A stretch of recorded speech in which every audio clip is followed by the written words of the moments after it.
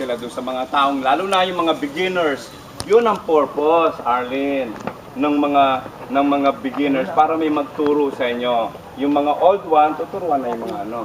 So we will call you, thank you for the trainers and new members and visitors. Okay, so pakisabi nga doon sa katabi nyo, natutuwa ako, narito ka. Natutuwa ako, narito ka. Hi! Oo, malamang tuwang-tuwa ka, narito ka. Malamang sa malamang. Okay, sabi na ka. Hindi ka na. Ay, ikaw O na. kung nag-asawa nyo, so express your love to your wife. Tuwang-tuwa ako. Tuwang-tuwa talaga ako. Okay, Uuwi ka Saturday na. again. What is Saturday? Thanksgiving. Thanksgiving. Okay? Tuwan-tuwa na For me, talaga it's ako. very important na we acknowledge Saturday as our Thanksgiving.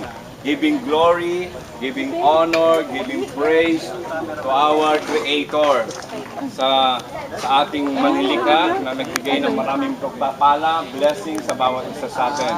Okay, this week lang we just celebrated yung October 1 and November 1, All Souls Day and All Saints Day. Pero in the old Christian way, they celebrate All Souls Day. Yung mga Jesus Christ died on the cross. And all the martyrs, yung mga sumunod na mga dakilang tao. For us, we celebrate yung mga deads natin. To remind us of their goodness. Yung pong purpose nun. To remind us of God's goodness, yung mga family natin, yung mga loved ones natin na nauna na sa atin. We celebrate this season Video. for them to remind us of their Okay, kagay kahapon. mother natin, ang kabutihan ng mga magulang natin, mga nauna na, mga loved ones natin. Let us remind them of their goodness. Kaya we celebrate. Sometimes we give them flowers, ganon. Okay, naalala natin, hindi po yung mga multo ang iniisip natin pag wala yung All Souls Day, hindi po Halloween. That's the pagan practices. Yung nag-create sila ng mga maligno, mga umuumuto, mga paniki. It's not that. It is for our loved ones, especially the dying of our Lord Jesus Christ on the cross.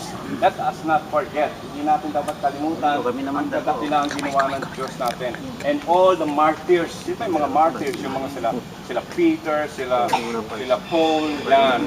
Those are All Saints Days naman.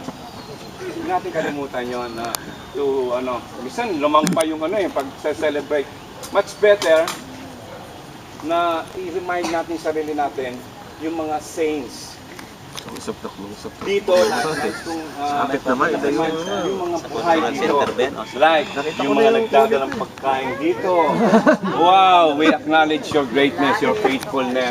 Thank you po, thank you. Yung mga nagwawalis dito, yun yung mga saints natin, yung mga great people natin dito. Thank you for you, thank you. Saludo po kami sa inyo. Ano pa? Yung mga leaders natin, na nagpupunta sila rito hindi for their own self-motivation, self-achievement, but to teach you, para turuan kayo, yun na yung compensation nila. Okay? So yung gusto kong malaman nyo na nandun pa rin yung pagkakaisa, yung greatness ng bawat isa sa atin. Yun lang po ang gusto kong iklaro this coming All Souls Day and All Saints Day. Okay? Yung mga saints natin, yung mga great people na nandito sa group natin. Yung nagkakaisa tayo, nagkakaturuan tayo, we share our love to one another, yung caring to one another. Parang na natin to, care group na natin to, no? Everyone should participate. Bawat isa may participation dito. Meron ka nakikita ng isang kasama mo dyan, di naglalaro, lapitan mo, paluan mo, huwag paluan mo racket ha. Ibig sabihin, naglalaro tayo, hindi yung sarili mo lang yung masatisfied mo. Yung ako lang gusto kong mapawi, kaya ako nga napunta rito para maglaro. Hindi. We are a club. We have to participate. We have to share our talent. Ganun yung old church noon yung old Christian. They gathered in the place to share their hobbies, ano man meron sila to participate in the group. Okay, too much for that. Pero yun po sana ang ano natin. Remind our loved ones for their goodness. And the saint, of course, dapat yun ang mga ano natin. Yung mga tutularin natin yon. They are good example. Huh? We are surrounded with witnesses here. At nasa area naman yung mga nauna sa atin. They are looking towards us. Okay. Ayan, ko yung tinitira mo ko. Okay, acknowledgement. Thank you for sa strength group. Nag-participate sila sa cleaning the area. Salamat po. Sa susunod, in the leadership of Brother Ed D. Okay, tapakan natin ang strength group. Okay, gusto naming pasalamatan yung mga sponsor natin, mga pinadala namin mga solicitations, letters for the coming tournament, for the coming tournament, Para susunod, pabaguhin na natin yan, iba na yan. Kayo na ngayon nandyan. Kayo na nandun. Kaya pag may picture, Sumama kayo. Di pag wala yung picture nyo doon, ba't wala ako rito? Yeah, sumama kayo, ha? Oh, Alam mo namang Ed yan. Okay, again, Akala English we acknowledge the trainers. Again, trainers, yung mga nagtuturo-turo dyan. And new members and visitors. At yung mga nagdadala ng pagkain, again, inuulit ko. Okay, thank you very much. We acknowledge your faithfulness. Announcement. Kinig kayo, ha? Announcement, ha?